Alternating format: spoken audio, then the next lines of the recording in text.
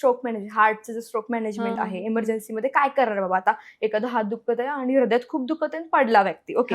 तर मग आता काय करणार? मग तिथं मला कळलं की इनिशियली ना तुम्ही हिंग जे असतं आपल्या घरात, ते तुम्ही ते छातीला चोळायचं, ओके.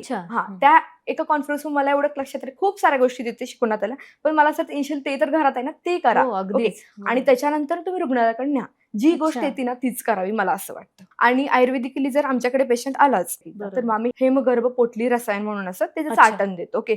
सुवर्णमाक्षिक भस्म असं चाटण देतो, जेणेकरून ते पित्ताचं शमन होतं. बरं, पण ह्या गोष्टी आपण घरात ठेवू शकतो का? ह्या गोष्टी घरात ठेवू शकत नाही. हे कधी जेव्हा माझ्या ओपीडी मध्ये पेशंट आले, आयुर्वेदिक स्टुडंट्स होते जे फिजिशियन आहेत, तर तेव्हा तुम्ही हे करू शकता, ओके. आणि पेशंट जर कोलॅप्स जास्त होतंय, आपल्याला माहित आहे का त्याबद्दल कोणती स्टेज कोलॅप्स मध्ये, आणि तो पेशंट आपल्याकडून ते प्राणाचं आपण धारण करणार आहे का, त्याच्या आपण जीव वाचवणार आहे का, तरच आपण ती रिस्क घेतली पाहिजे. जर जमत नसेल तर सडन आहे की बाबा तुम्ही हाय सेंटरला रेफर करा पेशंटला.